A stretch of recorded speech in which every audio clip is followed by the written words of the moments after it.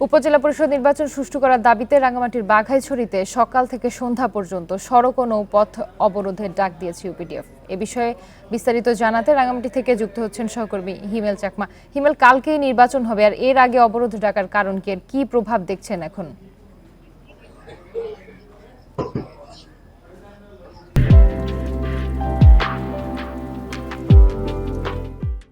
প্রভাবটা হচ্ছে, যেহেতু আগামীকালকে নির্বাচন, তো আবার আজকে যে ইউপিডিএফ এর যে অবরোধ, এটা নিয়ে কিন্তু আসলে রাঙ্গামাটির বাঘাইছড়ি উপজেলার মানুষের মধ্যে আতঙ্ক বিরাজ করছে বলা যায়।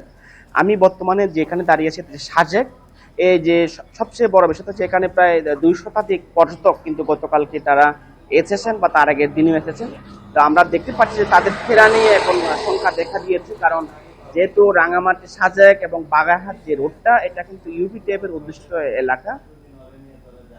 সড়ক অবরোধে আমরা কঠোর ভূমিকা পালন করতে দেখি।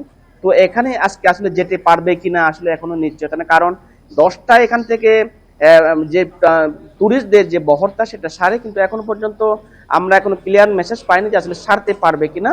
সেক্ষেত্রে এখানে টুরিস্টদের ফেরা নিয়ে একটা সংখ্যা দেখা দিয়েছে, আমরা হয়তো বার্তার পরে আমরা জানতে পারবো।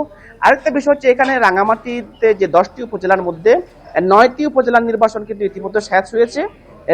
এই যে বাঘাইছড়ি উপজেলা নির্বাচন কিন্তু গত 29 তারিখে যে নির্বাচন হওয়ার কথা ছিল, দুর্যোগপূর্ণ আবহাওয়ার কারণে এখানে হেলিশুটি কেন্দ্রগুলোতে মালামাল নিতে না পারার কারণে সেখানে স্থগিত করা হয়েছিল। তো যার কারণে আজকের যে আগামীকালকের যে নির্বাচন সেটা অনুষ্ঠিত হবে। অলরেডি কিন্তু প্রশাসনের পক্ষ থেকে সকল ধরনের প্রস্তুতি সম্পন্ন করা হয়েছে। তো একটা বিষয় হচ্ছে, এখানে যে সবচেয়ে যে গুরুত্বপূর্ণ যে বিষয়টা হচ্ছে, এই যে উপজেলার মধ্যে যে পাহাড়ে যে আঞ্চলিক যে দলগুলো রয়েছে, ইউপিডিএফ, জেএসএস, এমএল নার্মা এবং অন্যান্য যে দলগুলো রয়েছে, তাদের আধিপত্যতা এখানে আছে। যার কারণে এই যে গত 2018 সালে আমরা দেখেছি এখানে নির্বাচন পরবর্তী সংস্থা হয়েছে, সেখানে 8 জন মারা গেছে আমরা দেখেছি। তো এর কারণে এবারও কিন্তু মানুষের মধ্যে আতঙ্ক বিরাজ করছে, কারণ এখানে নির্বাচনের পরবর্তী বা নির্বাচনের কোনো সহিংসতা হয় কিনা সেটা তারা শঙ্কা প্রকাশ করছেন। তবে প্রশাসন বলছে তারা সতর্ক আছেন যেন সে ধরনের ঘটনা না ঘটে।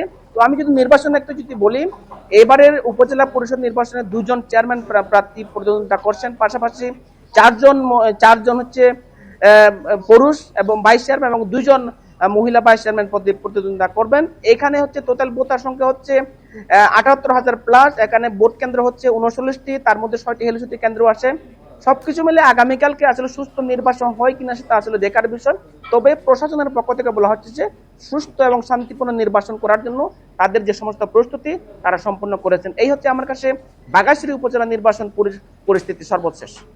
রাঙ্গামাটি থেকে জানাচ্ছিলেন সহকর্মী হিমেল চাকমা।